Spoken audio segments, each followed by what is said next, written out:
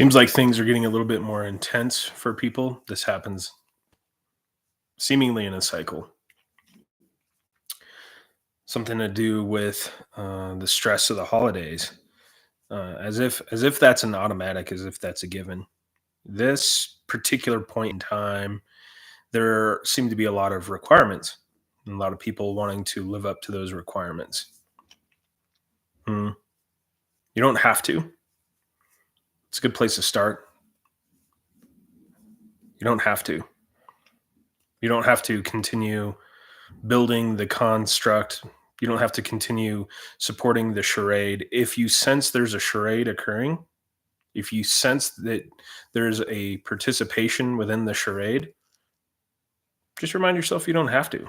I mean, even that, even the reminder that you don't have to, that's an essence of freedom. Don't have to. Not doomed, not stuck. This is ultimately free. This is ultimately without substance in that way. Hi, Mallory. Mallory is an inquiring member. That's cool. That's the first time I've ever seen anything like that. Nice to see you. So, why don't we, I know there's not a lot of people on the stream at the moment. Why don't we just take a moment? If you're feeling under the crunch of something, this impending holiday, all these expectations, all this sense of future, all this sense of anticipation, and let's just take a moment to just allow yourself to breathe. Breathing is pretty fantastic and fundamental. If we don't have a lot of access to something that feels sensational here, we can always follow the breath. It's a wonderful transitionary space to breathe into the body, breathe it all the way behind the navel, and then exhale, something along those lines. And just allow yourself to breathe.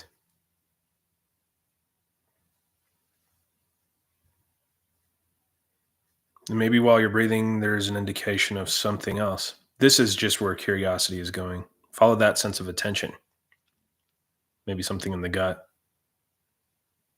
Maybe something in the solar plexus, something in the chest or throat, wherever it seems to be. If there is another indication of a sensation, just be there. And then if something new, be there. And if something new, be there. This isn't a state of control. It's just a noticing, just like thoughts. As we're with sensation, we just notice thought. Every thought, just moving through. One of the older videos was to meditate into imagining we are in some sort of beautiful scenery, something nature, and there's a crystal clear creek that's running through the scenery. And every once in a while we see a fish swim by. We point to the fish. The fish is representative of a thought. And then maybe sometimes there's a school of fish that swim by, or a big chunk, a big mass of fish, all these thoughts. We just point to those. And then maybe sometimes we find ourselves in the creek attempting to grab these fish by hand. We're caught up in thought. Nothing lost, no need to judge. As soon as we realize that we're in the creek and we're attempting to grab these fish and we're in the midst of these thoughts, we just return right to the edge. Really, ultimately, this is a practice of stillness. How still can we allow this to be? How still can we allow ourselves to be?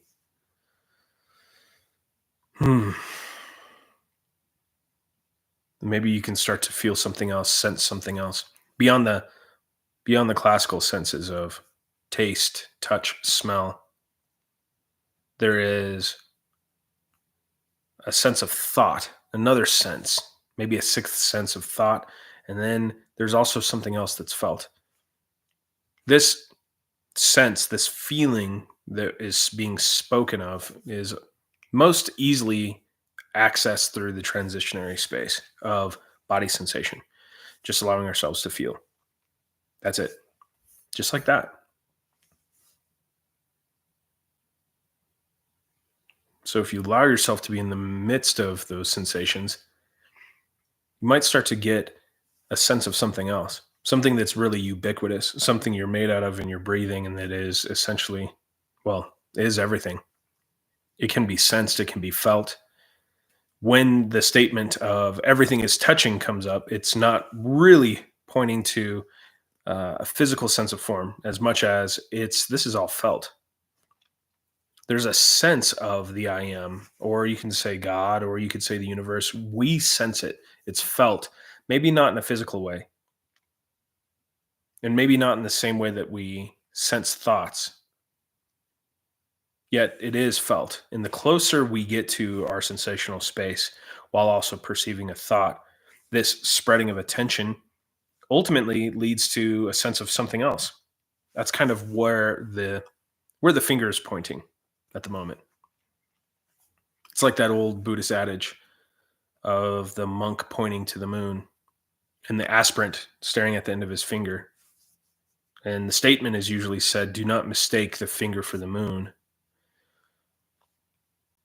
Yet there's also something about immediacy as well. Sometimes it is the tip of the finger. Sometimes we're just demonstrating that. Other times it's what the finger is pointing to. I know that sounds confusing because the mind feels like it has to default to one truth or another truth. That's the nature of how the binary mind works, that there has to be a stance. And if I don't have this stance, that must be replaced with something else. That's the sacred cow metaphor. It doesn't have to be a stance. It's just whatever the stance appears to be, and then it changes and we change with it. This is the nature of exploring curiosity in this way. So let's get into some Koan cards, I suppose. We'll pull one from Mallory. And hello, Kelly.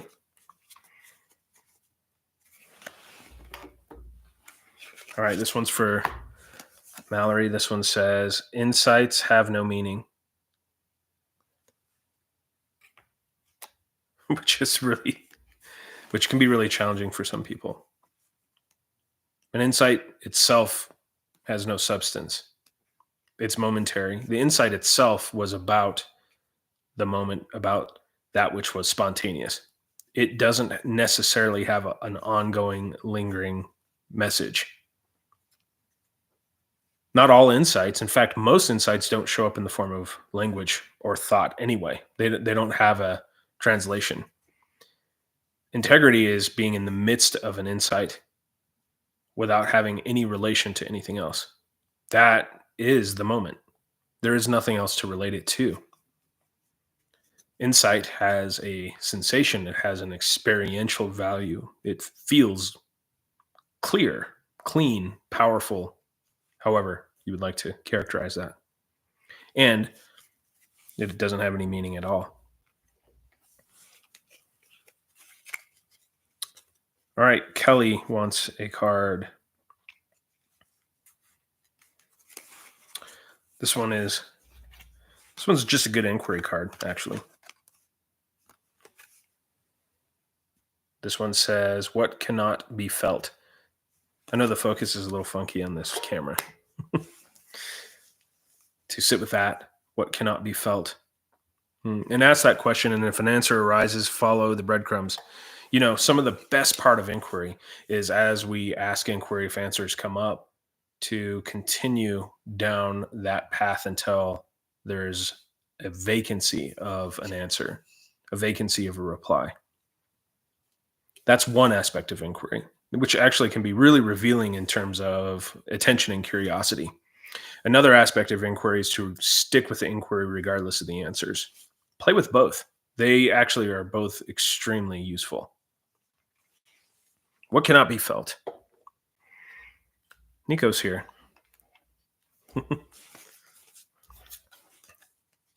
Let's get a card for Nico.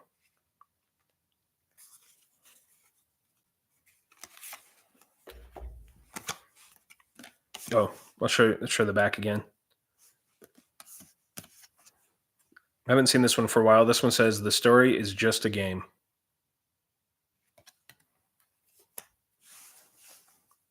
The story belongs. There's nothing actually wrong with the story. It's just that when the story in the narrative is subscribed to as a driver of experience, as the primary, then that's when things tend to go pretty askew. The story is often predicated on obstacle.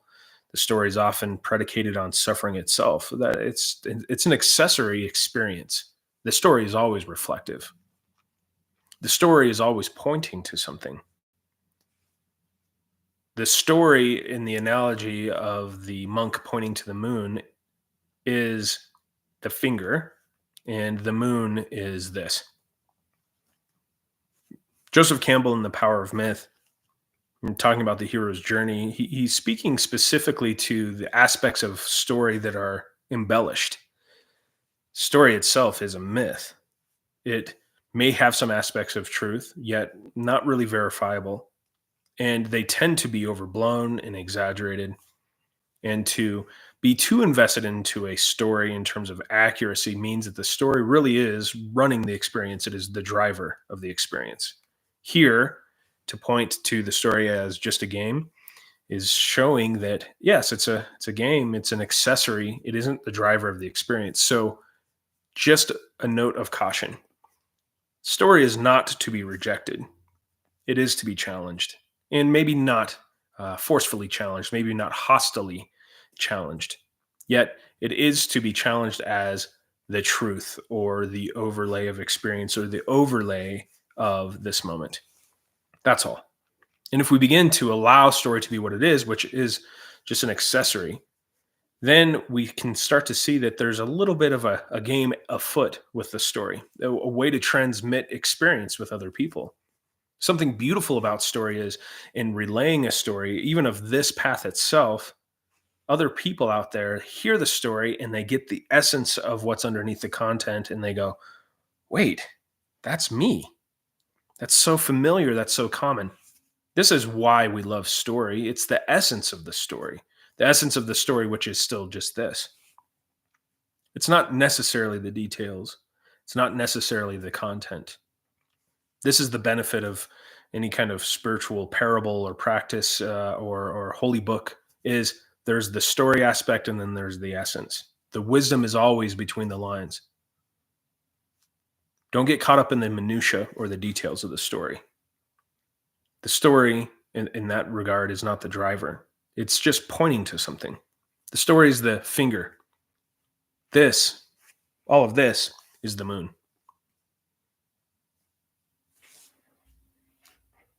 It's nice to see everyone. I'll just pull another card. Let's get this one. These are kind of fun. This is also a game. These cards, it's just a game. Kind of a fun game. All right, this one's pretty good. This one says, can you find the boundary between here and there? Or it says there and here. As we kind of start exploring some of the more subtleties of this, we can start playing with what seems to be a boundary. A lot of people will describe feeling really intense samadhi or some kind of sense of peace during meditation. And then once they are back on their feet in this dynamic aspect of existence, there's an experience of, well, something changed or I lost something. That is a perfect example of where to explore the boundary between there and here. What actually is different between that place of sitting and that overwhelming sense of peace or spaciousness to going to work? You will find thoughts accompanying that transition. And those thoughts are attempting to outlay a very firm and a very hard boundary. Explore the boundary. See if you can be so aware and so engaged and so immersed with what is that on the way to work or whatever the scenario is, you begin to see where the boundary is attempting to be formed by thought and belief and so on and so forth. If you can see it in real time, then you are not identified with it.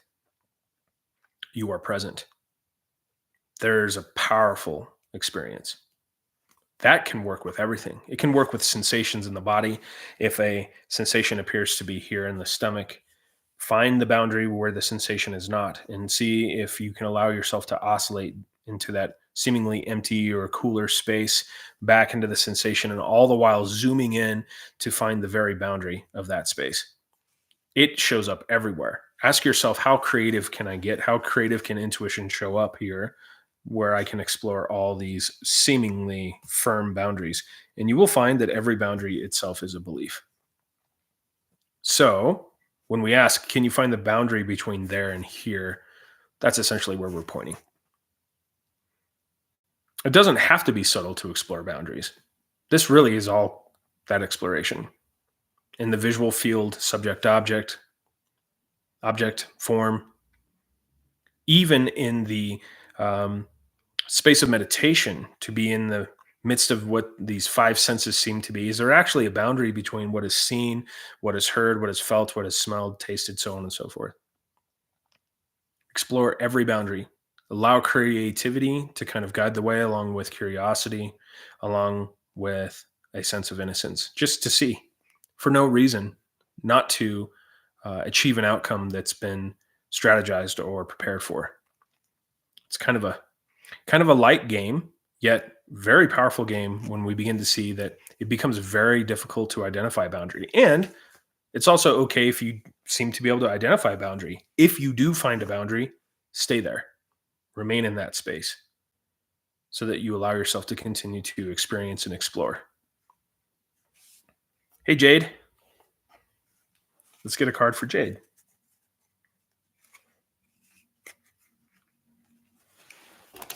That one was upside down. So that's the one.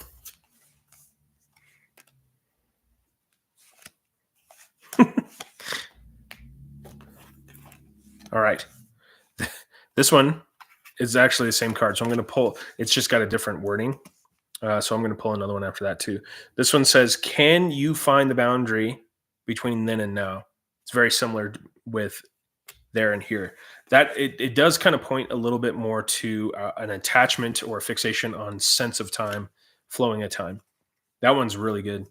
If there's a sense of memory with experiences, and that seems to have a sensational value to it, if you're retracing steps or going through some kind of regrets or something like that, there's some of that there too. Also, is there a boundary between this moment and the next moment? Is there a boundary between this moment and the last moment? How do we know there's a last moment? How do we know there will be a next moment? See if you can find the boundary in that space. I'll pull you another one, Jade, though, because that one's essentially the same card. It's funny how that comes up. This one says, is there ever a time where you don't feel? I'm not even really going to get into too much pointing with that. We'll just leave that one where it is. Use that as an inquiry. Is there ever a time where you don't feel? Maybe that triggers sensation. And when I say trigger, it just makes us notice sensation that's already present. Everything we can feel or have ever felt is already there. It's just a matter of being completely immersed in that space. Engagement, really all engagement really is initially is just being completely immersed in what is felt without having to put a value, without needing to narrate is why it is, how it relates to something else. It's so nice to see everyone. This was kind of a shorter live, but thank you all for the questions. Mallory, thank you. Thank you for supporting. All memberships do support a nonprofit. So far, we've made close to $1,500 between satsangs, Ouroboros, and things like that, and we'll be able to start putting that together. So I really, really appreciate all of you. Kelly, Nico, Jade, Jess, nice to see you. And have a beautiful, wonderful, engaged experience today. Bye.